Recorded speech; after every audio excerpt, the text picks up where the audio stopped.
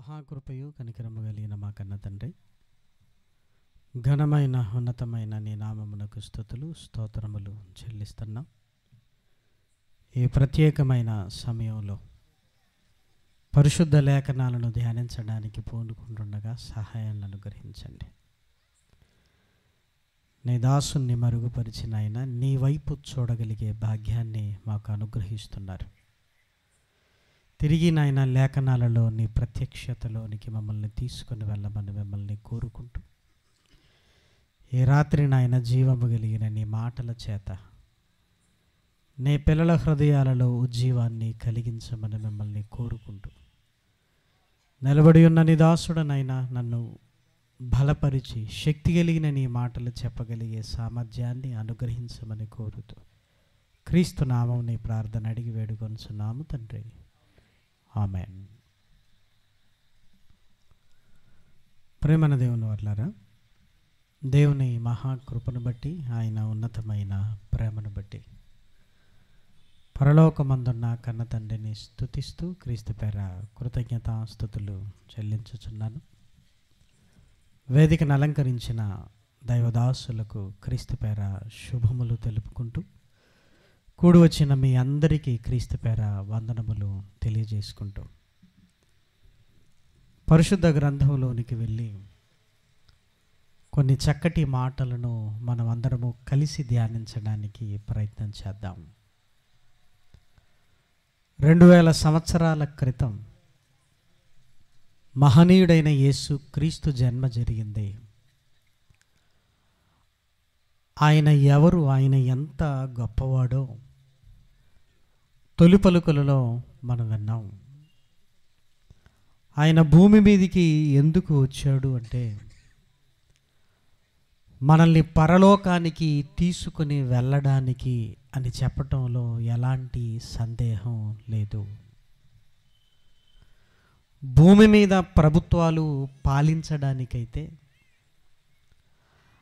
రాజైన ఆయన ఈ భూమి మీదకి వచ్చింది కేవలం మనల్ని పరిపాలించడానికి మాత్రమే కాదు, కానీ మనలందరినీ పరలోకానికి తీసుకుని వెళ్ళడానికి ఆయన వచ్చాడు.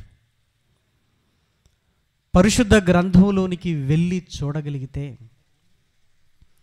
మానవ జీవితపు విలువ ఏదో పుట్టి చనిపోతున్న చిన్న జీవితాలు మనవి కావు. ప్రేమన వారలారా,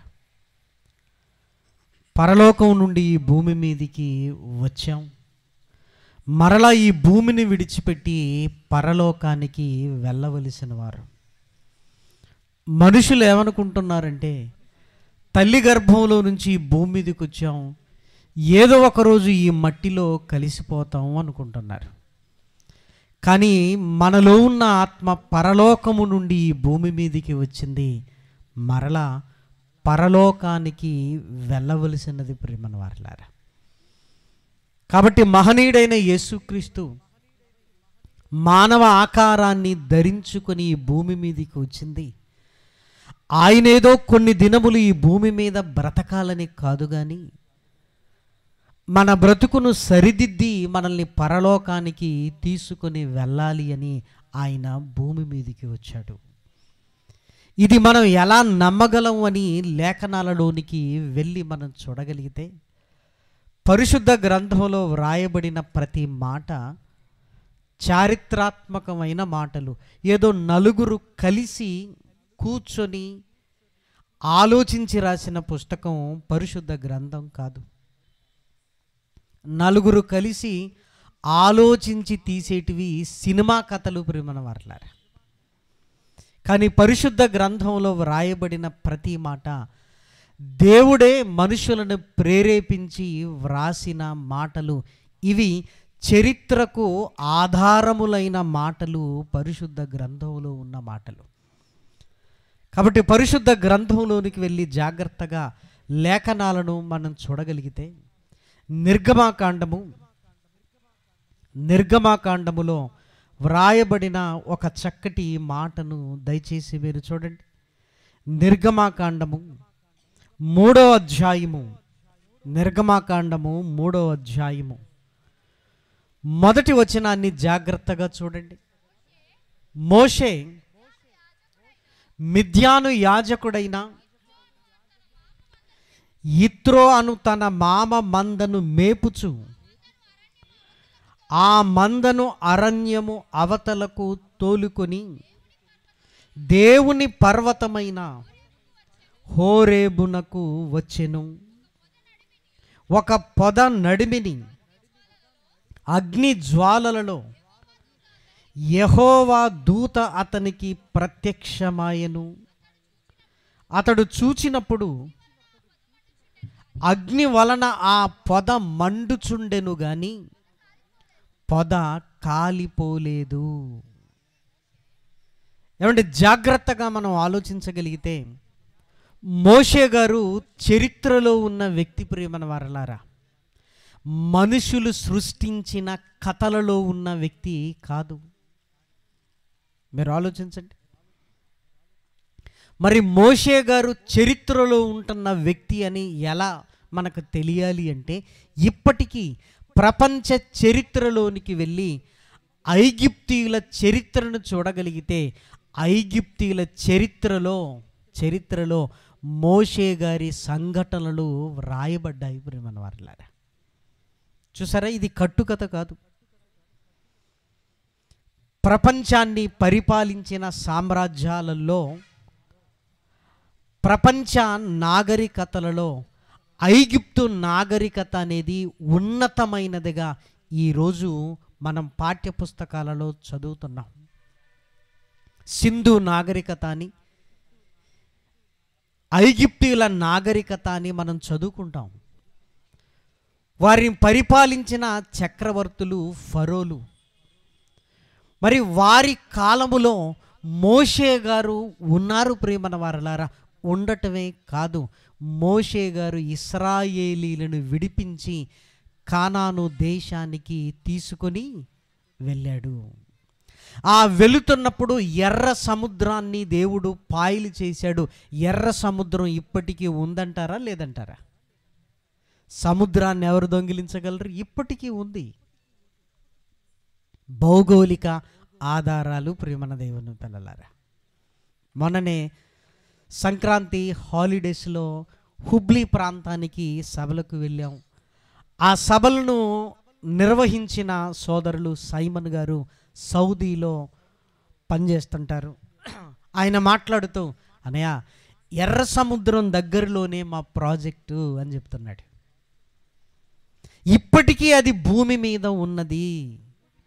పరిశుద్ధ గ్రంథంలో ఉన్నది ఏది అసత్యము కాదు ప్రియమైన దేవుని పిల్లలారా. మోషే గారు చరిత్రలో ఉన్న వ్యక్తి ప్రియమైన వారలారా. మిద్యాను దేశము ఇప్పటికీ ప్రపంచ పటంలో ఉన్నది. అలాగే దేవుని పర్వతముగా పిలువబడిన హోరేబు పర్వతం ఇప్పటికీ ఉన్నది. ఇప్పటికీ ఉన్నది. చూసారా, ఎప్పుడో ఉన్నవి, ఎప్పుడో రాయబడినవి ఇప్పటికీ మన కళ్ళ ముందు కనబడుతుందంటే ఇంతకంటే పరిశుద్ధ గ్రంథము బైబిల్ గొప్పదనడానికి ఇంకేం కావాలి చెప్పండి ప్రియమైన వారలారా. అందుకే క్రైస్తవుడి విశ్వాసం అనేది గుడ్డిది కాదు ప్రియమైన దేవుని పిల్లలారా. మరి ఏం జరుగుతుందని ఆలోచించగలిగితే, ఆ పర్వతము దగ్గరికి వచ్చినప్పుడు మోషే ఒక అద్భుతాన్ని చూస్తున్నాడు. అదేంటంటే, ఒక పొద కాలిపోతుంది, మండుతుంది, కానీ అది పూర్తిగా నాశనము కావటం లేదు. పొద కాలిపోతూ ఉన్నది ప్రియమైన వారలారా. అసలు ఏంటి ఈ వింత అని మోషే గారు అక్కడికి వెళ్ళగానే మోషే గారితో దేవుడు మాట్లాడుతున్నాడు. ఏంటి అంటే, నీ చెప్పులు విడుము, నీవు నిలుచున్న స్థలము పరిశుద్ధ స్థలము. నేనెందుకు వచ్చానో తెలుసా? నా పిల్లలు ఇశ్రాయేలీలు ఐగుప్తీయుల క్రింద నలిగిపోతున్నారు. వారిని నీ ద్వారా విడిపించుటకై నిన్ను నాయకుడుగా పంపడానికి నేను వచ్చాను అని దేవుని మాటలను దేవదూత మోషే గారితో తెలియజేస్తున్నది ప్రియమైన వారలారా. దయచేసి చూడండి. పరిశుద్ధ గ్రంథంలో వ్రాయబడిన చక్కటి మాట ప్రియమైన దేవుని పిల్లలారా, 3వ అధ్యాయము 8వ వచనం. కాబట్టి ఐగుప్తీయుల చేతిలో నుండి వారిని విడిపించుటకును, ఆ దేశములో నుండి విశాలమైన మంచి దేశమునకు, అనగా కానానీయులకు, హిత్తీయులకు, అమోరీలకు, పెరిజ్జీలకు, హివ్వీలకు, యెబూసీలకు నివాస స్థానమై పాలు తేనెలు ప్రవహించు దేశమునకు వారిని నడిపించుటకును దిగి వచ్చి ఉన్నాను. నేను ఎందుకు వచ్చానో తెలుసా? నా పిల్లలైన ఇశ్రాయేలీయులను నీ ద్వారా విడిపించుటకై నేను దిగి వచ్చి ఉన్నాను. ఒక అద్భుతాన్ని చూసినప్పుడు ఇది వింత అనుకున్నాడు. ఆ అద్భుతాన్ని చూడటానికి దగ్గరికి వెళ్ళినప్పుడు దేవుడు మాట్లాడుతున్నాడు. ప్రేమన్న వారలారా, అంటే మనిషి జీవితంలో మనిషి కళ్ళ ఎదుట అద్భుతాలు ఎందుకు జరుగుతాయో తెలుసా? దానిని బట్టి నిజమైన దేవునిలోనికి మనం రావటానికి దేవుడు మన కళ్ళ ముందు ప్రతి అద్భుతాన్ని నేను దేవుణ్ణి అని సూచనగా మన కళ్ళ ముందు పెడుతుంటాడు. ప్రేమన వారలారా, వాటిని గ్రహించాలి.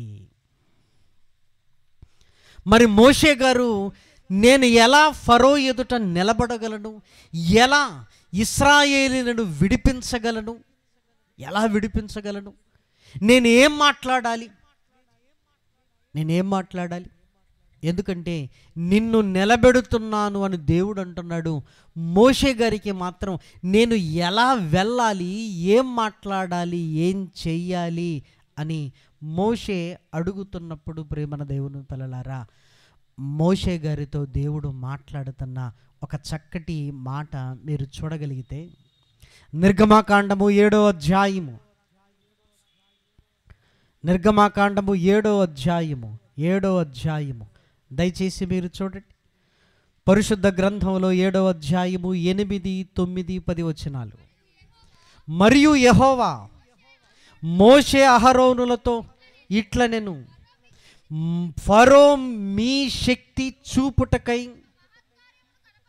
ఒక మహత్కార్యమును కనపరుచుడని మీతో చెప్పునప్పుడు నీవు అహరోనును చూచి ఈ కర్రను పట్టుకొని ఫరో ఎదుట దానిని పడవేయుము, అది సర్పమగును.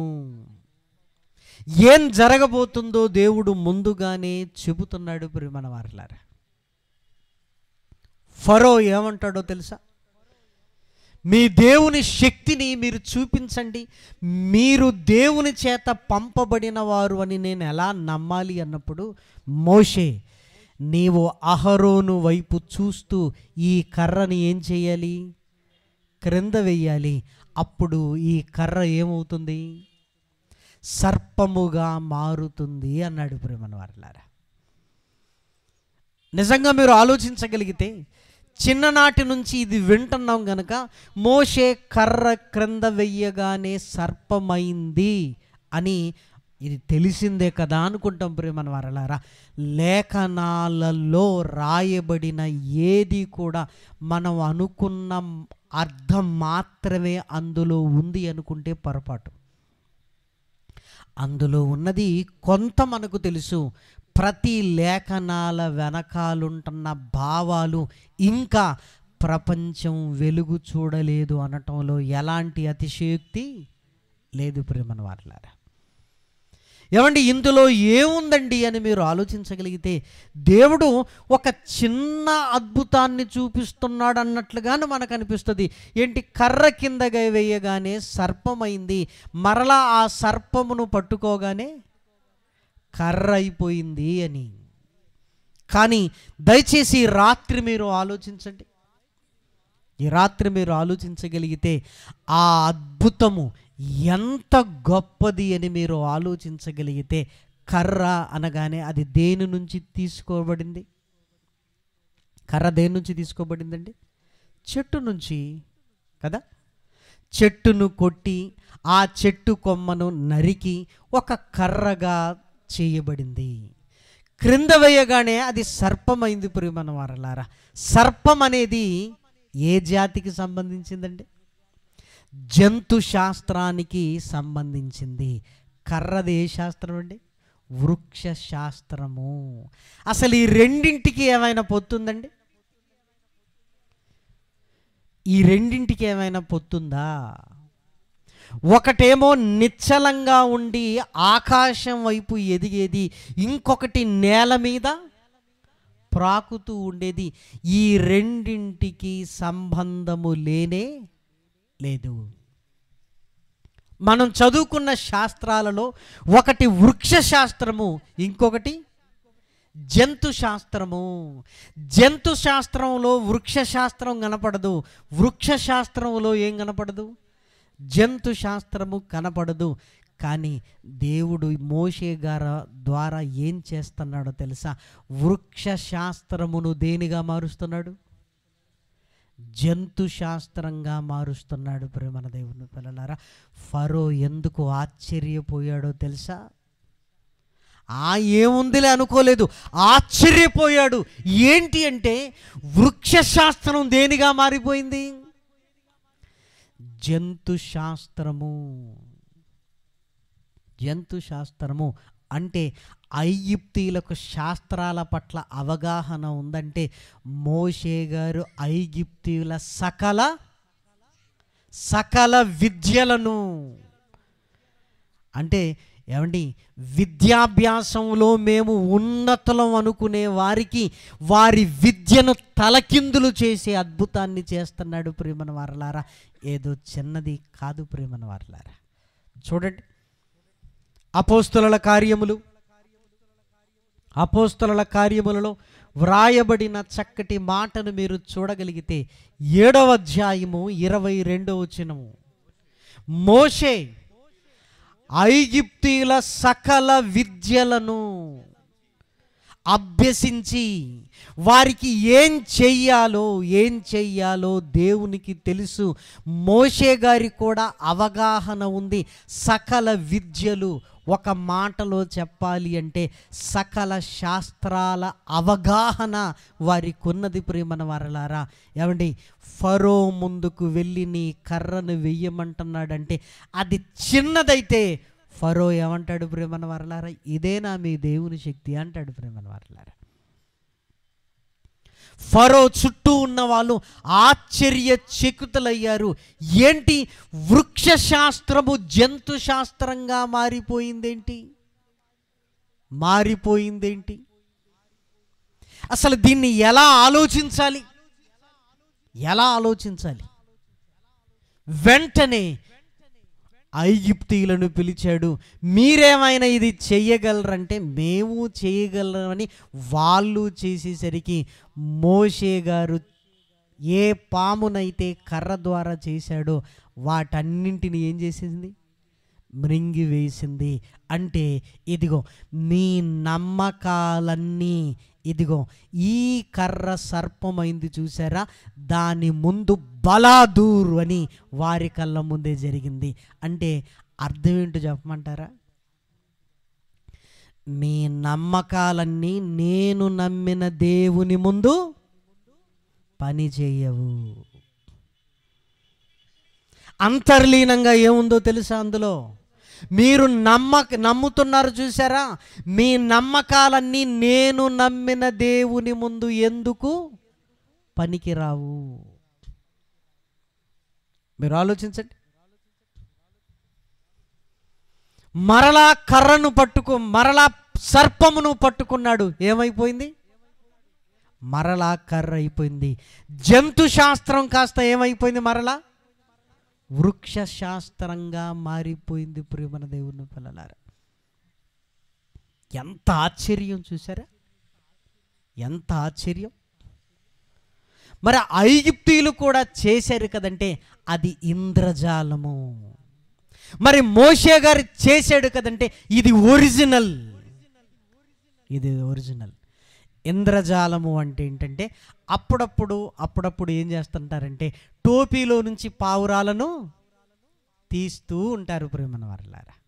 ఎలా తీయగలుగుతున్నాడంటే అంతకు ముందే టోపీలో ఏం పెట్టుకున్నాడు? పావురాలను పెట్టుకున్నారు. ఐగుప్తీయులు వారు కర్రని కింద పడేయగానే పాము అయిందట. అంటే దాని అర్థం ఏంటి తెలుసా? ఆల్రెడీ పాములను పెట్టుకున్నారన్నమాట.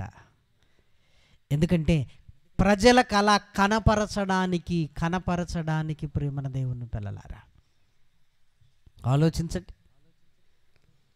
నిజంగా పరిశుద్ధ గ్రంథంలోనికి వెళ్ళి ఆలోచించగలిగితే ప్రేమన దేవుని పిల్లలారా, దేవుడు చేసిన ఒక్కొక్క అద్భుతము ప్రేమన దేవుని పిల్లలారా, ఏమండి, ఆయన ఏదో ఫరోను ఐగుప్తీయులనే కాదు, ఐగుప్తీయుల నమ్మకాన్ని ఏం చేస్తున్నాడంటే, వాళ్ళ నమ్మకాలన్నింటినీ మీరు తప్పు, ఇదిగో నేను నిజమైన దేవుడని అని ఐగుప్తీయులతో పాటు ఇశ్రాయేలీలకు తనను తాను కనపరుచుకుంటున్నాడు ప్రేమన వారలారా.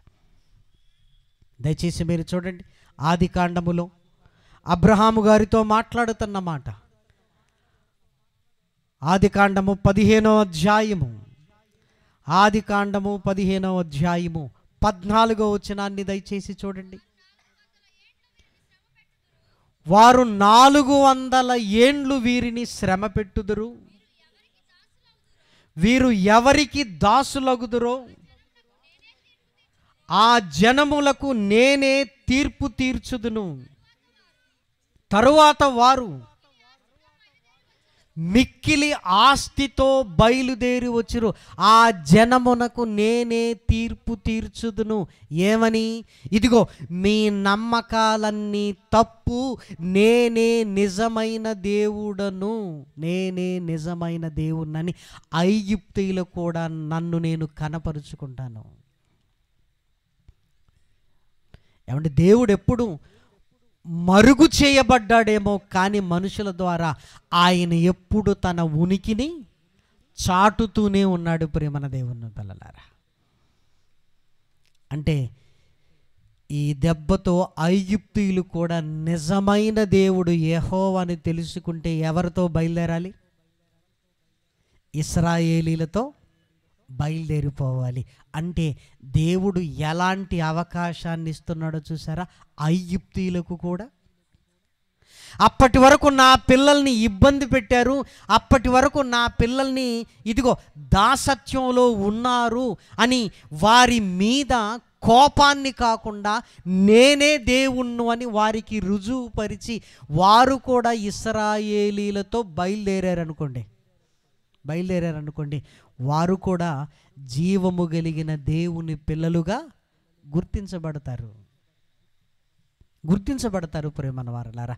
ఎంత అవకాశం చూడండి. నిర్గమాకాండము 6వ అధ్యాయము, నిర్గమాకాండము 6వ అధ్యాయము 6వ వచనము. కాబట్టి నీవు ఇశ్రాయేలీలతో ఇలాగు చెప్పుము, నేనే యెహోవాను, నేను ఐగుప్తీయులు మోయించు బరువుల క్రింద మిమ్మును వెలుపలికి రప్పించి వారి దాసత్వములో నుండి మిమ్మును విడిపించి నా బాహువు చాపి గొప్ప తీర్పులు తీర్చి మిమ్మును విడిపించి మిమ్మును నాకు ప్రజలుగా చేసుకుని మీకు దేవుడనై ఉందును, గొప్ప తీర్పులు తీర్చేస్తాను నేను. ఏమండి తీర్పు అంటే అర్థం ఏంటి? అప్పటి వరకు లాయర్లు వాదిస్తూ ఉంటారు ప్రేమన వారలారా. జడ్జి తీర్పిస్తాడు అంటే అర్థం ఏంటి? ఇద్దరిది రైట్ అంటాడా? నో, ఒకరిది రైట్, ఒకరిది అబద్ధం. నేను గొప్ప తీర్పులు తీరుస్తాను, ఇదిగో నేనే నిజమైన దేవుడను అని ఇటు ఇశ్రాయేలీలకు అటు ఐగుప్తీయులకు నా తీర్పులు బయలు వెడలతాయి అంటున్నాడు. నా తీర్పు బయలు వెడలుతుంది అంటున్నాడు. ఎందుకు? ప్రారంభంలో మోషే గారు కర్రను కింద వేయగానే పామైపోగానే మేము చేస్తున్నాం కదా అన్నారు కదా. ఇదిగో స్పష్టంగా నేనే నిజమైన దేవుడను అని వారికి తీర్పు తీరుస్తాను అన్నాడు. ఏమండి, దేవుడు చేసిన ఒక్కొక్క అద్భుతాన్ని చూడగలిగితే ఇటు ఇశ్రాయేలీలకి అర్థమవుతుంది, అటు ఎవరికి అర్థమవుతుంది? ఐగుప్తులకి అర్థమవుతుంది. ఏమర్థమవుతుందంటే యెహోవాయే నిజమైన దేవుడు. ఎలాగండి అంటే మోషే ఏటిని కర్రతో కొట్టాడు. ప్రియమైన వారలారా, ఏమైపోయాయి? నీళ్లు రక్తముగా మారిపోయాయి. ఐగుప్తీయులు నీళ్లు తాగుతామంటే ఏమండి, వాళ్ళ కుండలలో ఏముందండి? రక్తము. ఏమండి, నీళ్లు తాగకుండా ఎన్ని రోజులు ఉండగలమండి? ఎన్ని రోజులు ఉండగలం? రక్తం కనబడుతుంది ప్రియమైన వారలారా. ఏమండి, ఇప్పుడు ఐగుప్తీయులు ఏం చేసి ఉండాలి చెప్పండి? వారు నమ్ముతున్న దాని దగ్గరికి వెళ్ళి ఇదిగో ఈ రక్తమును మరలా దేనిగా మార్చు, నీళ్ళుగా మార్చండి అని ఫరో ఆజ్ఞ ఇయ్యలేదా? ఇచ్చి ఉండలేదా? మీరు ఆలోచించండి. ఏమండి, ఏది లేకపోతే అప్పుడు ఫరో ఎవరి దగ్గరికి రావాలి? ఏమండి, వాళ్ళకే రక్తమును నీళ్లుగా చేసుకునే కెపాసిటీ ఉంటే మోసే అవసరం ఉందా? మీరు ఆలోచించండి.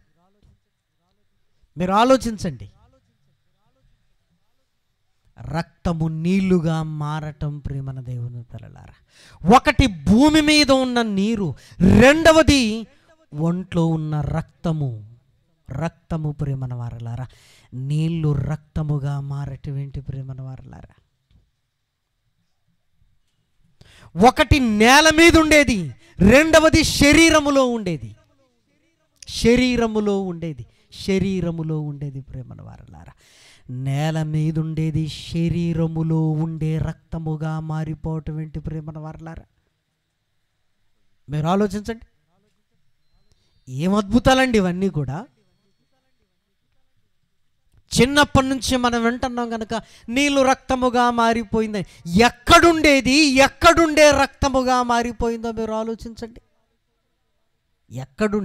ఎక్కడుండే రక్తముగా మారిపోయింది. వెంటనే ఫరో త్రాగడానికి నీళ్లు లేవని ఫరో ఇంట్లో లేవు, ఇదిగో అధికారుల ఇంట్లో లేవు. అప్పుడు ఏం చేయమన్నాడో తెలుసా?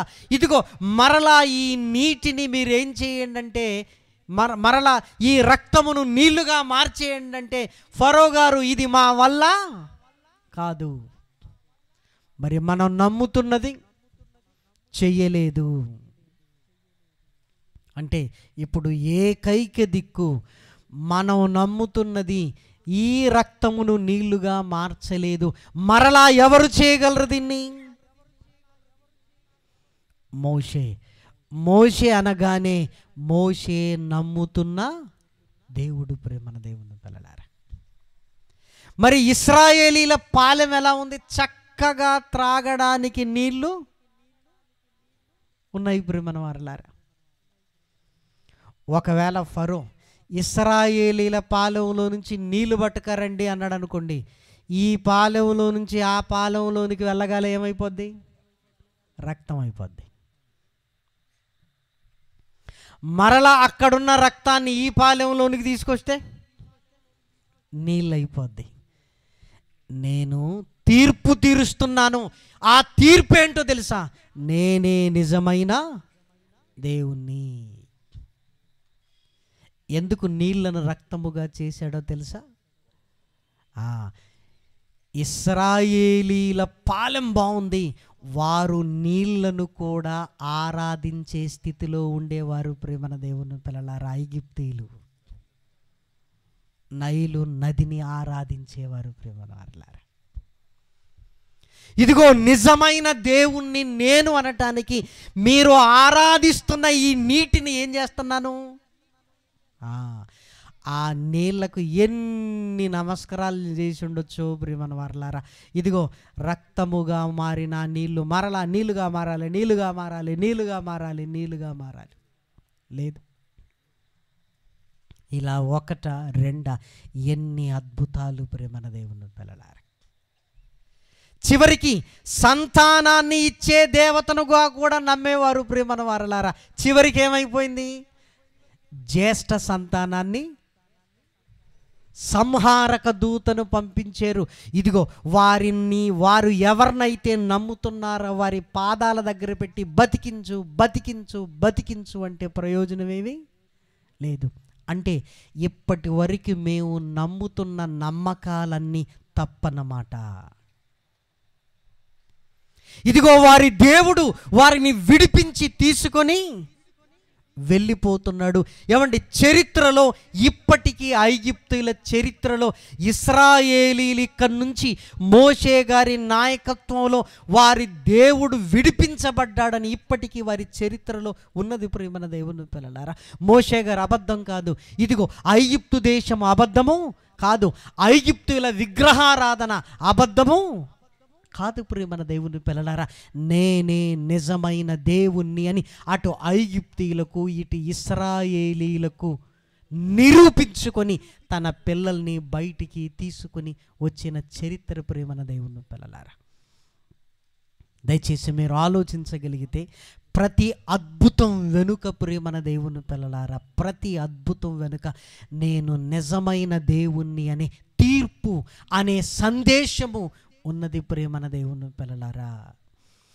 నిజంగా మీరు ఆలోచించగలిగితే మోషే చేతిలో ఉంటున్న ఒక కర్రతో దేవుడు తాను నిజమైన దేవుణ్ణి అని ఇశ్రాయేలీలకు ఐగుప్తీయులకు నిరూపించుకున్నాడు ప్రియమైన దేవుని పిల్లలారా. ఆ మోషే కర్ర ద్వారా దేవుడు ఎన్ని అద్భుతాలు చేశాడో లేఖనాలను చదువుతున్నప్పుడు మనందరికీ తెలుసు ప్రియమైన వారలారా. ఇది ఒకప్పటి చరిత్ర అయితే ఇదిగో యేసుక్రీస్తు మన కొరకే భూమి మీదికి వచ్చాడు అని మరి నేను ఎలా నమ్మాలి అంటే, ఇదిగో మోషే గారు ఆ చరిత్రలో ఉంటున్న మోషే గారే చెప్పారు, ఇదిగో నేనైతే మిమ్మల్ని ఈ బానిసత్వంలో నుంచి విడిపిస్తున్నాను, నాకంటే గొప్పవాడు ఒకడు మీ కొరకు పుట్టబోతున్నాడు.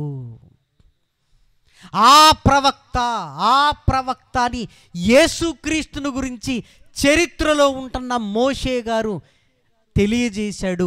మోషే గారు అబద్ధం కానప్పుడు మోషే గారు సెలవిచ్చిన యేసుక్రీస్తు మన కొరకే పుట్టాడనటం ఎలా అబద్ధం అవుతుంది చెప్పండి? మరి ఇప్పటికీ మనం ఏ బానిసత్వంలో ఉన్నాము అంటే ప్రియమైన దేవుని పిల్లలారా, పాపపు బానిసత్వంలో ప్రపంచం ఉంది. మోషే గారు తన పిల్లలైన ఇశ్రాయేలీల కొరకు వస్తే ఇప్పుడు ప్రపంచ ప్రజల కొరకు మహనీయుడైన యేసుక్రీస్తు ఈ భూమి మీదికి వచ్చాడు ప్రియమైన దేవుని పిల్లలారా. ఈయన చేసే అద్భుతాలు ఏంటో తెలుసా ప్రియమైన దేవుని పిల్లలారా? ఈయన చేసే అద్భుతాలు ఏంటో తెలుసా? మనం ఇంకా ఏం మాట్లాడుకుంటుంటాం అంటే, ఇదిగో గుడ్డి వారికి చూపునిచ్చాడు, కుంటి వారికి కన్నులనిచ్చాడు, ఇవే మాట్లాడుకుంటుంటాం ప్రియమైన వారలారా. ఇవే కాదు ప్రియమైన వారలారా, అద్భుతం ఏంటో తెలుసా ప్రియమైన దేవుని పిల్లలారా?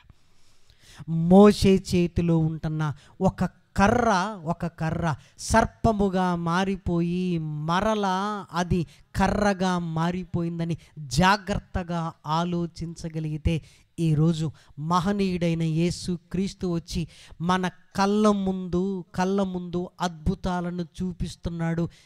ఏదో అది చూచి ఆనందించడానికి కాదు, ఇదిగో మీరు నా చేతుల్లోనికి వస్తారా అని అడుగుతున్నాడు ప్రేమల వారలారా. నా చెయ్యి ఎన్ని అద్భుతాలు చేస్తుందో మీకు తెలుసు, మీరు చూశారు. తొలి పలుకులలో మనం విన్నాం ప్రియమైన వారలారా. ఇదిగో నా చెయ్యి ఎన్ని అద్భుతాలు చేసిందో మీకు తెలుసు, ఇదిగో మీరు నా చేతుల్లోనికి వస్తారా అని అడుగుతున్నాడు. ఏమండి, మనిషిగా ఆయన చేతుల్లోనికి వెళితే ఏం జరుగుతుంది అని లేఖనాలలోనికి వెళ్ళి చూస్తే ఒక మహా అద్భుతం జరుగుతుంది ప్రియమైన దేవుని పిల్లలారా. యెహెజ్కేలు గ్రంథము దయచేసి లేఖనాలను చూడండి. యెహెజ్కేలు గ్రంథములో వ్రాయబడిన చక్కటి మాటను చూడగలిగితే ప్రియమైన దేవుని పిల్లలారా, 36వ అధ్యాయము, యెహెజ్కేలు గ్రంథము 36వ అధ్యాయము 26వ వచనం. నూతన హృదయము మీకు ఇచ్చెదను, నూతన స్వభావమును కలుగజేసెదను, రాతి గుండె మీలో నుండి తీసివేసి మాంసపు గుండెను మీకు ఇచ్చెదను. ఇదిగో మీ హృదయాన్ని నాకు ఇవ్వండి, రాతి గుండెను తీసివేసి ఏం చేస్తాను, మాంసపు గుండెను మీకు ఇస్తాను అంటున్నాడు. ఏమండి, వృక్షశాస్త్రం జంతు శాస్త్రంగా మారిపోయిందంటేనే ఆశ్చర్యపోతుంటే ఇప్పుడు ఆయన ఏమంటున్నాడో తెలుసా? భౌగోళికంగా మీకు కనపడుతున్న ఇదిగో ఈ రాయి లాంటి మీ హృదయాన్ని నాకు ఇవ్వగలరా? ఏం చేస్తాను, మాంసపు గుండెగా మారుస్తాను అంటున్నాడు ప్రేమన దేవుని పిల్లలారా. ఏమండి, ఈరోజు హార్ట్ ఆపరేషన్స్ జరగటానికి కారణం ఏంటో తెలుసా? డాక్టర్లకు ఏమండి ఆలోచన కలిగించిన మాట ఇదే ప్రియమైన దేవుని పిల్లలారా. ఇదిగో ఏదో చెయ్యొచ్చన్నమాట. మనం ఒకరోజు గుండె ఆపరేషన్స్ అంటే ఇక చావటం ఖాయం అనుకుంటున్న రోజుల్లో పరిశుద్ధాన్ని గ్రంథాన్ని చదువుతున్న ఒక ఆయన మాంసపు గుండెను రాతి గుండెను తీసివేసి మాంసపు గుండెని ఇస్తున్నానంటే ఏదో చెయ్యొచ్చన్నమాట. ఈ మాట ఆధారమై పరిశోధనలు కలిగి ఈరోజు హార్ట్ ఆపరేషన్స్ జరుగుతున్నాయి ప్రేమన దేవుని పిల్లలారా. ఎంత ఆశ్చర్యం చూడండి. పరిశుద్ధ గ్రంథం అనగానే ఏదో 4 గోడల మధ్య చదువుకునే 4 అక్షరాలు కాదు. ఏమండి, నలుదిక్కులకి ఈరోజు టెక్నాలజీ వచ్చి ఈరోజు ప్రపంచ ప్రజల ముందు ఉంది అంటే పరిశుద్ధ గ్రంథంలో ఉంటున్న ఈ మాటలే అనేకమైన ఆవిష్కరణలకు కారణమయ్యాయి ప్రేమన దేవుని పిల్లలారా.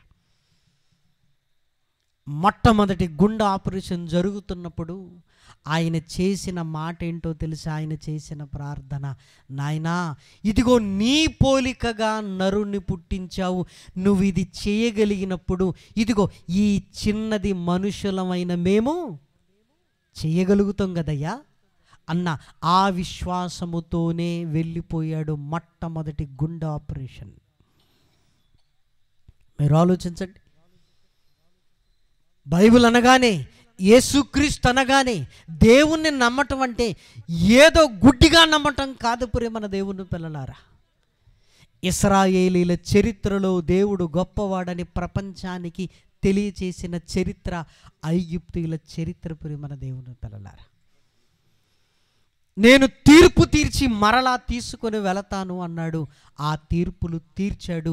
ఇదిగో ఆ కాలములోనే యేసుక్రీస్తు పుట్టుకను గురించి మోషే గారు చెప్పితే యేసుక్రీస్తు వచ్చాడు. యేసుక్రీస్తు ఏమడుగుతున్నాడు అంటే ఈరోజు ఇదిగో నీ హృదయాన్ని నా హృదయాన్ని అడుగుతున్నాడు ప్రేమన వారలారా. నీ హృదయాన్ని నా హృదయాన్ని ఆయన అడుగుతున్నాడు. ఎందుకు అడుగుతున్నాడో తెలుసా? ఇదిగో నీ గుండె రాతిగా మారిపోయింది, ఆ రాతి గుండెను తీసి నేనేం చేస్తాను, మాంసపు గుండెను పెడతాను అంటున్నాడు ప్రేమన వారలారా. సామెతల గ్రంథంలో వ్రాయబడిన చక్కటి మాటను మనము చూడగలిగితే ప్రేమన దేవుని పిల్లలారా, దయచేసి చూడండి. 23వ అధ్యాయము 26వ వచనం. నా కుమారుడా, నీ హృదయమును నాకిమ్ము, నాకిచ్చేయి. నువ్వు నా చేతుల్లో దాన్ని పెట్టగలవా? ఎందుకు ప్రభువా నా హృదయం అంటే, ఒరే నేను చూస్తున్నాను రా, అది భయంకరమైన వ్యాధి కలిగినదిగా నాకు కనపడుతుంది, నీకు అర్థం కావటం లేదు అన్నాడు ప్రేమన వారలారా. ఇర్మియా గ్రంథంలో వ్రాయబడిన మాట చూడండి. ఇర్మియా గ్రంథంలో వ్రాయబడిన మాటను కూడా మనము చూడగలిగితే ప్రేమన దేవుని పిల్లలారా, హృదయము అన్నింటికంటే మోసకరమైనది, అది ఘోరమైన వ్యాధి కలిగినది. దానిని గ్రహింపగలిగిన వాడు ఎవడు? దాన్ని గ్రహింపగలిగిన వాడు ఎవడు అంటే ఎవరికి అది అర్థం కావట్లేదు. ప్రభువు చూస్తున్నాడు, హృదయాంతరంగాన్ని చూస్తున్నప్పుడు అది నీకు తెలియట్లేదు గనక ప్రభు అడుగుతున్నాడు, ఒరే నాయన, అర్జెంటుగా నీ హృదయము నాకిమ్ము, నీ హృదయము నాకిమ్ము, నీ హృదయము నాకిమ్ము అంటున్నాడు. ఎందుకు అంటే అది భయంకరమైన వ్యాధి కలిగినది. అది భయంకరమైన వ్యాధి కలిగింది. ఆ వ్యాధి మనిషిని ఏం చేస్తుందో కిందికి రాశాడు చూడండి దయచేసి. ఇర్మియా గ్రంథము 17వ అధ్యాయము 9, 10, 11 వచనాలు. హృదయము అన్నింటికంటే మోసకరమైనది, అది ఘోరమైన వ్యాధి గలది, దానిని గ్రహింపగలవాడు ఎవడు? ఒకని ప్రవర్తనను బట్టి వాని క్రియల ఫలము చొప్పున ప్రతీకారము చేయుటకు యెహోవాను నేను హృదయమును పరిశోధించువాడను, అంతరేంద్రియములను పరీక్షించువాడను. న్యాయ విరోధముగా ఆస్తి సంపాదించుకొనువాడు తాను పెట్టని గుడ్లను పొదుగు కౌజు పిట్టవలే ఉన్నాడు. సగము ప్రాయములో వాడు దానిని విడిచి పెట్టవలసి వచ్చును. రే నాయనా, అలాగే నిర్లక్ష్యం చేస్తే నువ్వు సగము ప్రాయంలోనే చచ్చిపోతావురా, నువ్వు చచ్చిపోతావు. చూసారా, అది ఘోరమైన వ్యాధి కలిగినది. నువ్వు దాన్ని గుర్తించలేకపోతున్నావు. నేను చూస్తున్నాను. నీకు జరిగే నష్టం ఏంటో తెలుసా? నీకు జరిగే నష్టం ఏంటంటే బోలెడంత సంపాదించుకుంటావు, కానీ అనుభవించడానికి నువ్వుండవు. అనుభవించడానికి నువ్వుండవు. ఎంత సంపాదించుకున్నా అనుభవించడానికి నీవు నేను ఉండనప్పుడు ప్రయోజనం ఏముంది చెప్పండి? ప్రయోజనం ఏముంది? అందుకే విపరీతంగా హార్ట్ అటాకులు వస్తున్నాయి ప్రేమన దేవుని పిల్లలారా. అవి ఎప్పుడు వస్తాయో తెలుసా? అందరి మధ్య మాట్లాడుకున్నప్పుడు వస్తే బాగుండు, కానీ రాదు. ఎప్పుడు? సరిగ్గా 3 గంటలకు 4 గంటలకు, అంటే ఎవరు ఫోన్ లిఫ్ట్ చేయని పరిస్థితి, హాస్పిటల్లో డోర్లు తీయలేని పరిస్థితి, అప్పుడు ఛాతీలో నొప్పి స్టార్ట్ అవుతుంది ప్రేమన వారలారా. ఎంత ప్రమాదం చూసారా? ఎంత ప్రమాదం. అందుకే డాక్టర్లు ఇదిగో అప్పుడప్పుడు యాంజియోగ్రామ్ పడుతుందో లేదో తెలియాలి అంటే ఈసీజీలు మీరు తీయించుకోండి అని హెచ్చరిస్తుంటారు. కానీ మనమేమనుకుంటాం? మనకేంటి అనుకుంటుంటాం కదా. కానీ ఆ నొప్పి వచ్చినప్పుడు విలవిలలాడిపోతాం. అసలు బ్రతుకుతామో లేదో క్షణాలలో ఏమండి ప్రాణాలను విడిచిపెట్టవలసిన పరిస్థితి ప్రేమన దేవుని పిల్లలారా. ఈరోజు వయసుతో తేడా లేకుండా ఎన్ని గుండెపోట్లను గురించి మనం వింటున్నాం ప్రేమన వారలారా. శరీరానికి వచ్చినదే ఇంత ప్రమాదకరమైతే హృదయానికి వచ్చిన జబ్బు, ఇదిగో శరీరానికి వచ్చిన హార్ట్ అటాక్ కంటే ప్రమాదకరమైనది. ఎందుకు ఆస్తిని గురించి మాట్లాడుతున్నాడు అంటే, ఇదిగో వాని హృదయము ఎక్కడుంటుందట? వాడి ధనం ఎక్కడో వాని హృదయము అక్కడే. అంటే మనిషి హృదయము ఏంటి అంటే పాపాన్ని పోగు చేసుకుంటాడు. ఎందుకు పోగు చేసుకుంటాడంటే సంపాదన పెంచాలి. అంటే ఏం తప్పు చేసి నేను సంపాదించాలి అంటే మనిషి చేస్తున్న తప్పుల వల్ల ఏం జరుగుతుందంటే ఆస్తి పెరుగుతుంది, అంతేకాదు పాపము కూడా పెరుగుతుంది. అందుకే సగము కాలములోనే దానిని విడిచిపెట్ట అంటే ఇది సంపాదించడానికి నువ్వు ఎన్ని పాపాలు చేశావో ఆ పాపము నిన్నేం చేస్తుందంటే ఆ పాపము ద్వారా సంపాదించిన సొత్తు నువ్వు అనుభవించకుండానే ఈ పాపము నిన్నేం చేస్తుంది, కొనిపోతుంది అని దేవుడు హెచ్చరిస్తున్నాడు. ప్రేమన దేవుని పిల్లలారా, అంటే ఈ హృదయానికి ఘోరమైన వ్యాధి వచ్చింది.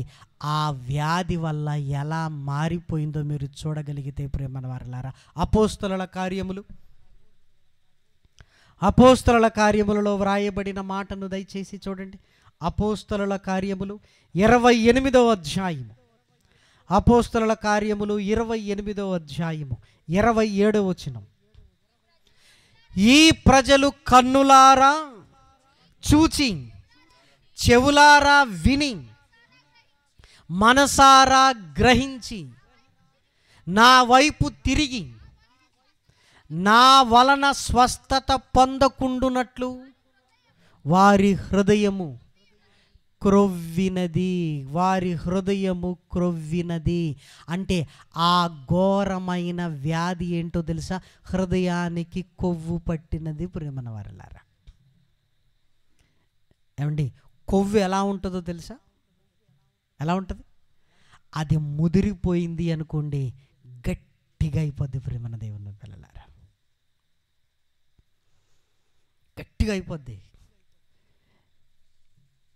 మనం భోజనం చేసేటప్పుడు ఆయిల్ పదార్థాలు ఎక్కువగా తీసుకున్నాం అనుకోండి, ఎక్కువ తీసుకుంటే ఈ పొట్ట భాగములో, కడుపు భాగంలో విపరీతమైన కొవ్వు ఏమైపోద్ది, పేరుకొని పోద్ది.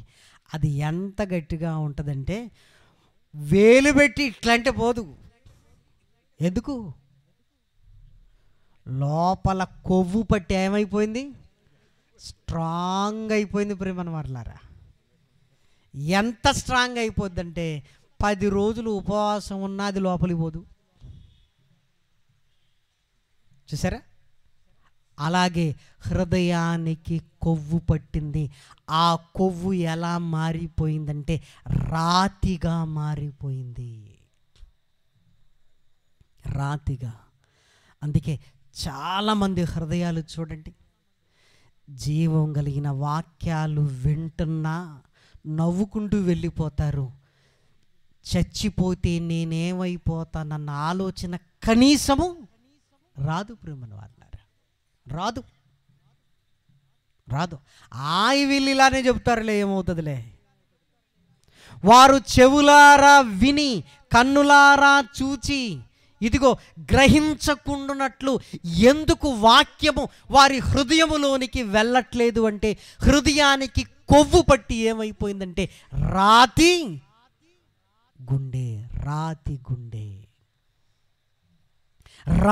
గుండెగా మారిపోయింది. ప్రేమన దేవుని పిల్లలారా, దేవుడు అంటున్నాడు, రే నాయనా నాకివ్వు. నేను ఎంత శక్తిమంతున్నో తెలుసా?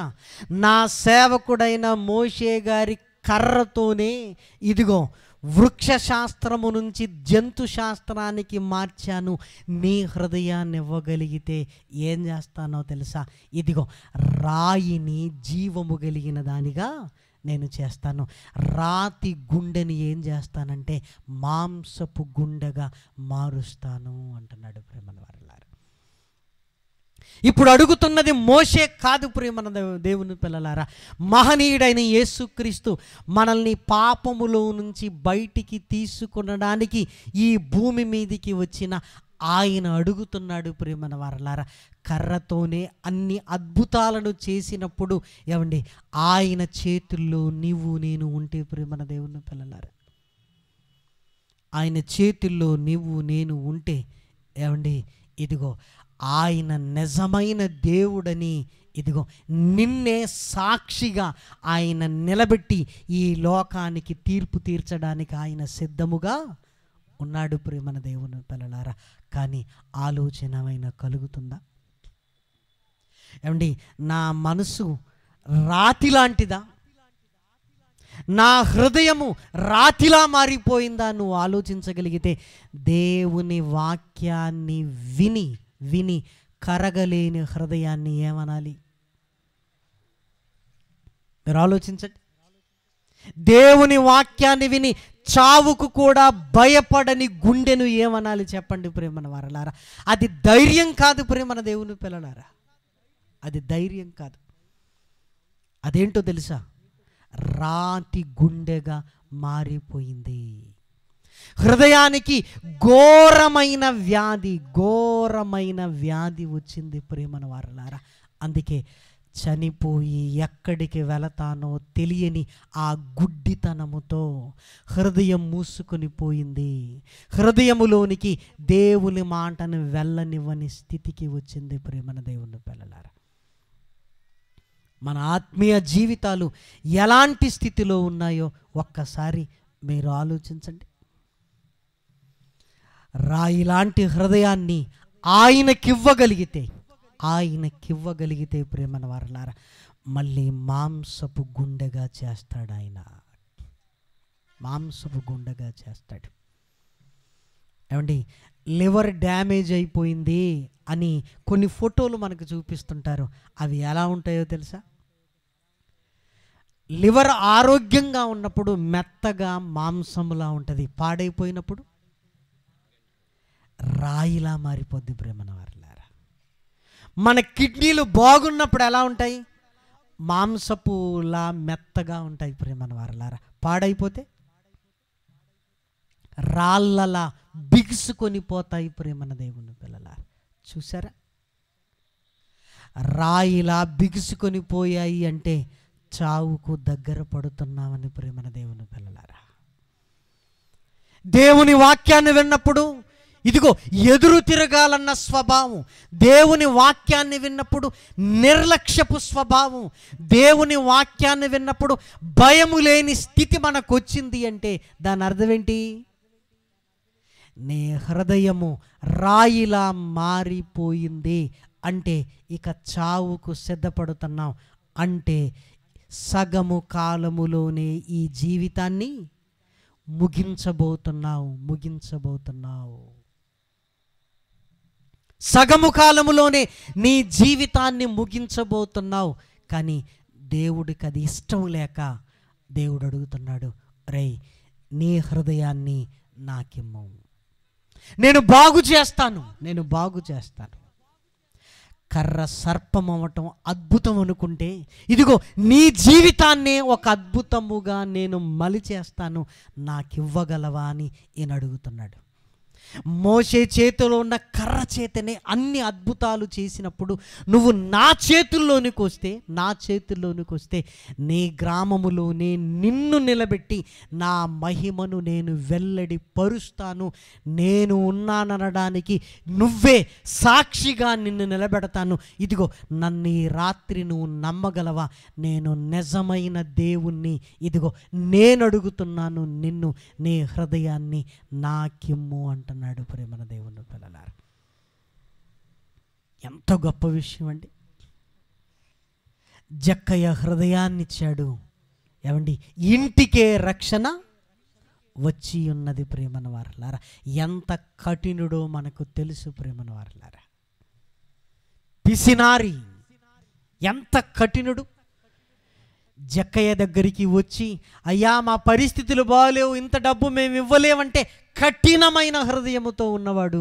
కానీ ప్రభువుకి ఇచ్చాడు మాంసపు గుండెను, ఇదిగో మరలా ఇచ్చాడు. జక్కయ్య మాంసపు గుండెతో అంటున్నాడు, నా ఆస్తిలో సగము బీదలకి ఇస్తున్నాను. చూసారా? సగము బీదలకి ఇస్తున్నాను నేను. నూతన స్వభావం వచ్చింది, ఆ పాప స్వభావము పోయింది ప్రియమైన దేవుని పిల్లలారా. శిష్యులు యేసుక్రీస్తుకు హృదయాన్ని ఇచ్చారు. ఇక నుంచి చేపలు పట్టే జాలరులు కాదు మీరు, ఎవరు? మనుషులను పట్టు జాలరులుగా నేను చేస్తాను అన్నాడు. వాళ్ళ జీవితాలే మారిపోయాయి ప్రియమైన దేవుని పిల్లలారా. రాతి హృదయము పౌలు గారిది ప్రియమైన వారలారా.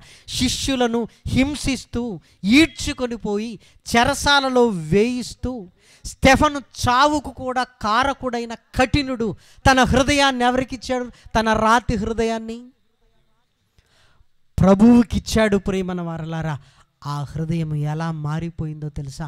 మాంసపు గుండెగా మారిపోయింది ప్రేమన దేవుని పిల్లలారా. కఠినుడు కరిగిపోయాడు ప్రేమన వారలారా. ప్రేమ లేనివాడు ప్రేమతత్వంతో నిండిపోయాడు ప్రేమన దేవుని పిల్లలారా. ఇదిగో నిన్ను నా సాక్షిగా వాడుకోబోతున్నాను అని ఇదిగో ఈ పౌలును అన్యజనుల దగ్గరికి పంపించాడు ప్రేమన దేవుని పిల్లలారా. ఆనందం లేక పాపాన్ని పోగేసుకుంటూ హృదయంలో పాపాన్ని నింపుకుంటున్నావు. అది ఘోరమైన వ్యాధి, కొవ్వు పట్టి రాతి గుండెగా మారిపోయింది. గనుకనే ఈరోజు ఇదిగో లోకంలో జరుగుతున్న సంఘటనలను చూసి మనం బాధపడటం లేదు. ఎందుకు? వాట్సాప్లో వచ్చే దృశ్యాలు చూసి చూసి ఏమైపోయింది మనకి? రాతి గుండెగా మారిపోయింది ప్రేమన దేవుని పిల్లలారా. రాతి గుండెగా మారిపోయింది. కానీ లోతు సొదొమ గొమొర్రాను చూస్తే ఆయన బాధపడుతున్నాడు ప్రేమన వారలారా. మాంసపు గుండె, అయ్యో రక్షణ లేదు వీరికి, అయ్యో దేవుడు వీళ్ళని ఏం చేస్తాడో, అయ్యో దేవుణ్ణి విడిచిపెట్టి ఇంత భయంకరంగా బ్రతుకుతున్నారని నీతిగల తన మనస్సును దినదినమును బాధపడుతున్నాడు ప్రేమన దేవుని పిల్లలారా. సమాజం పాడైపోయింది, పాపం పెరిగిపోయింది అని బాధపడవలసిన మనం సమాజాన్ని చూస్తూ ఆనందపడుతున్నామంటే ఇదిగో రాతి గుండెగా మారిపోయింది ప్రేమన దేవుని పిల్లలారా. కాబట్టి దయచేసి మీరు ఆలోచించండి. కర్ర సర్పముగా మారినట్లు ప్రియమైన దేవుని పిల్లలారా, ఒక అద్భుతాన్ని ఫరోకి చూపించినట్లు ఇదిగో నీ ప్రాంతములో, నీ ఇంట్లో నిన్నే ఆయన మార్చి చూపించాలని ఆశపడుతున్నాడు. నిజంగా నువ్వే ఆయనకు సాక్షిగా నిన్నే నిలబెడతానని ఆయన అడుగుతున్నాడు. నా కుమారుడా, నీ హృదయము నాకిమ్ము, ఈ రాత్రి నాకివ్వు. నువ్వు ఊహించవు నిన్ను ఎంత గొప్పగా నేను నిలబెడతానో. నిన్ను అసహించుకునేవారే ఆశ్చర్యపోవాలి. ఇదిగో ఎన్నిక లేని వాడవైన నువ్వే నా గురించి బోధించే ఒక గొప్పవానిగా నిన్ను నేను నిలబెడతాను అంటున్నాడు. ఏమండి చూసారా? మీరు ఆలోచించండి. ఏమండి, ప్రభుత్వం ఒక పథకాన్ని ప్రకటించి అప్లికేషన్లు పెట్టండి అంటే ఊరుకుంటామండి? మనం ఊరుకుంటామా? వస్తుందో రాదో తర్వాత సంగతి కదా, ముందు మాత్రం అమ్మో అమ్మో అమ్మో అమ్మో అంటుంటాం కదా. దేవుడు అడుగుతున్నాడు ఈ రాత్రి, ఇదిగో నీ హృదయాన్ని నాకిమ్ము, నాకిచ్చేయి. జక్కయ్యను చూస్తున్నావు కదా, గెరాసేనుల దేశంలో దయ్యములు పట్టిన వాడి స్థితిని చూస్తున్నావు కదా, పౌలు గారి స్థితిని చూస్తున్నావు కదా, శిష్యుల స్థితిని చూస్తున్నావు కదా. వారు నాకిచ్చారు, వారిని గొప్పవారినిగా చేశాను అంటున్నాడు. ఎలా ఆయనకు మన హృదయాన్ని ఇవ్వాలి అని మనం ఆలోచించగలిగితే, నీ మనస్సును మార్చుకోవటమే మన హృదయాన్ని ఆయనకు ఇవ్వటం. ప్రభువా, ఇప్పటి వరకు నీకు దూరంగా బ్రతికానయ్యా, నువ్వు నన్ను బాగు చేయగలిగిన సమర్థుడవు. ఎందుకంటే నా కొరకు భూమి మీదికి వచ్చి నీ రక్తము ద్వారా నా పాపములను కడిగి మరణించి తిరిగి లేచావు. ఇదిగో నేను నా మనసును మార్చుకుంటున్నాను, నిన్ను విశ్వసిస్తున్నాను అంటే చాలు. నీ హృదయాన్ని ఆయనకి ఇవ్వటానికి నువ్వు ఇష్టపడుతున్నావని దాని అర్థం ప్రియమైన దేవుని పిల్లలారా.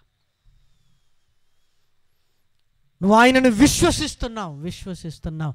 ఏమండి, కర్ర కింద పడితే పామైతేనే మోషే యందు ఫరోకు భయం అయింది. కానీ ఈరోజు యేసుక్రీస్తు నీ కళ్ళ ముందున్నాడు.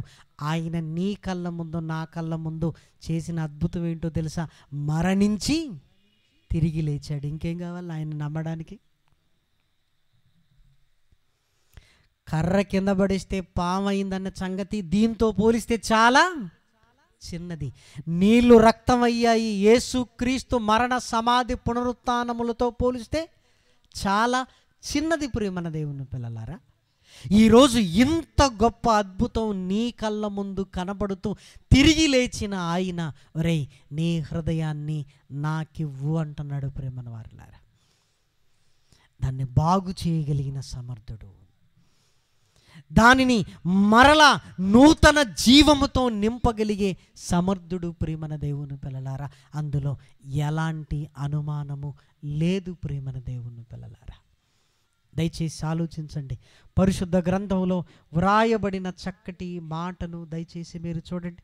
పరిశుద్ధ గ్రంథంలో వ్రాయబడిన చక్కటి మాటలను దయచేసి మీరు చూడండి. 3వ అధ్యాయము, లూకా సువార్త 3వ అధ్యాయము 18వ వచనం. ఇదియుగాక అతడు ఇంకను చాలా సంగతులు చెప్పి ప్రజలను హెచ్చరించుచు వారికి సువార్త ప్రకటించుచుండెను. సువార్త ప్రకటించును. మారండి, మారండి, మారండి. ఆ సువార్త యొక్క ఉద్దేశం ఏంటో తెలుసా? మారు మనస్సు పొందండి. మీ మనస్సును మార్చుకుంటే చాలు, మీ హృదయాన్ని ఆయన చేతుల్లో పెడితే చాలు, ఆయన చేతుల్లో పెడితే చాలు. ఆ హృదయాన్ని మార్చి మాంసపు గుండెగా నీకిచ్చి నిన్ను నన్ను నిలబెట్టగలిగే సమర్థుడు ప్రేమన దేవుని పిల్లలారా. మనం మారితే మనల్ని ఎలా మారుస్తాడో లేఖనాలలోనికి వెళ్ళి మనం చూడగలిగితే, మరలా యెహెజ్కేలు గ్రంథంలో వ్రాయబడిన చక్కటి మాటలను దయచేసి చూడండి. యెహెజ్కేలు గ్రంథము 36వ అధ్యాయము 26, 27, 28 వచనాలను చూడండి.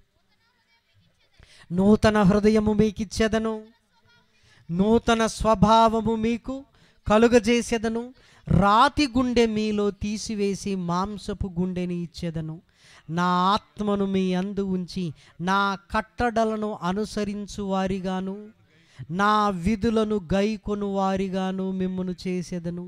నేను మీ పితరులకిచ్చిన దేశములో మీరు నివసించెదరు, మీరు నా జనులై ఉందురు, నేను మీకు దేవుడనయుందును. మీరు సకలమైన అపవిత్రతను పోగొట్టి నేను మిమ్మును రక్షింతును. నేను మిమ్మల్ని రక్షిస్తాను అంటున్నాడు యేసుక్రీస్తు. ఆ రక్షణ నిమిత్తమే సిలువలో మరణించాడు. తన విలువైన రక్తము ద్వారా రక్షకుడుగా ఇదిగో నిన్నడుగుతున్నాడు, హృదయాన్ని నాకివ్వు. మీరు ఆలోచించండి. హార్ట్ ఆపరేషన్ చేసుకోవడానికి శరీరాన్ని ఎవరికి అప్పగిస్తామండి? మనం ఇచ్చేస్తామండి, అంతే. ఇంకా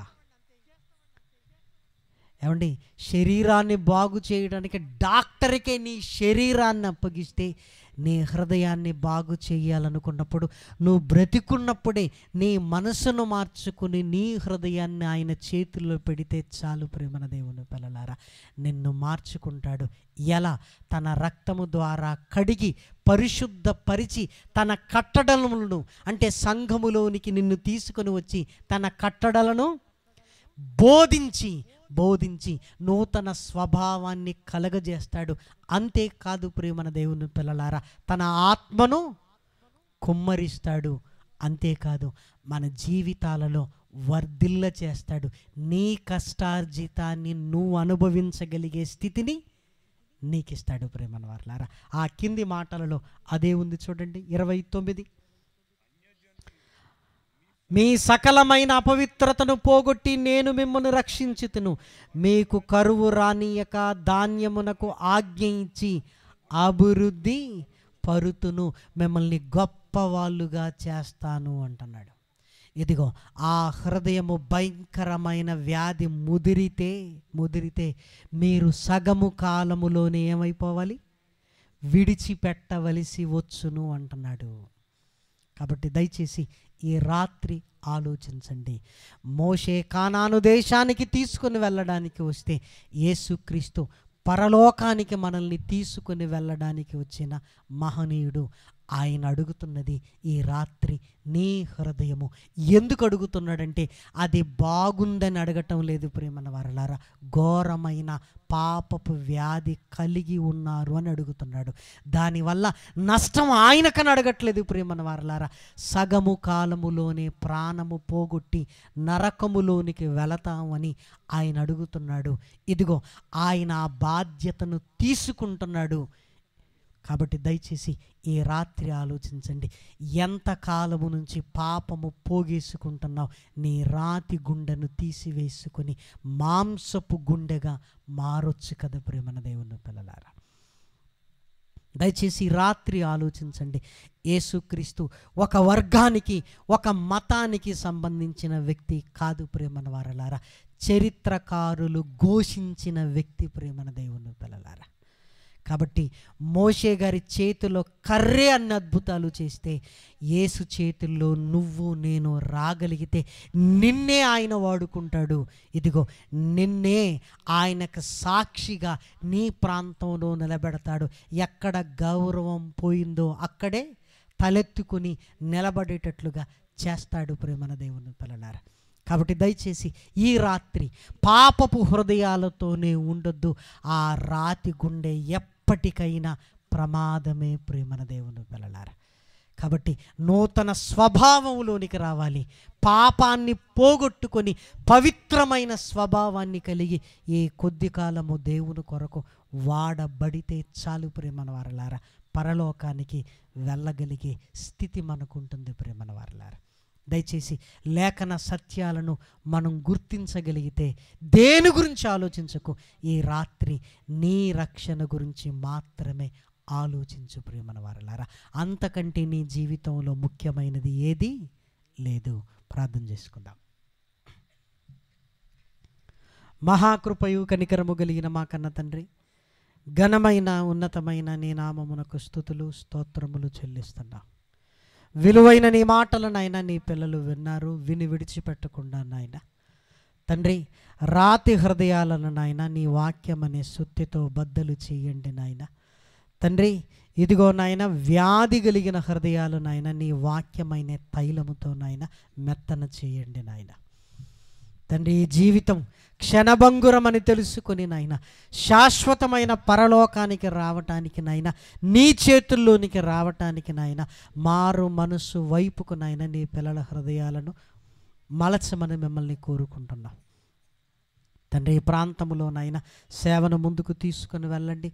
నీ పిల్లలు నాయన చక్కటిగా పరిచర్యను నాయన చేయగలుగుటకు నాయన సహాయాన్ని అనుగ్రహించండి తండ్రి. సంఘము ద్వారా నాయన పరిచర్యను ముందుకు తీసుకుని వెళుతుండగా అనేక హృదయ రహస్యాలను బయలుపరిచి నాయన నీ వైపు చూడగలిగే గొప్ప ఉజ్జీవాన్ని ప్రాంతంలో తీసుకుని రమ్మని మిమ్మల్ని కోరుకుంటూ తండ్రి, టీజీఎం నాయకులను నాయన పరిచర్యను దీవించి ఆశీర్వదించమని, ఈ రాత్రికాల ప్రయాణములో మాకు తోడుగా ఉండమని బ్రతిమిలాడుతూ ప్రాధేయపడుతూ కూడి వచ్చిన నీ పిల్లలందరికీ నాయన క్షేమమును సమాధానమును అనుగ్రహించమని కోరుతూ క్రీస్తు నామం నీ ప్రార్థన అడిగి వేడుకొంచున్నాము తండ్రి.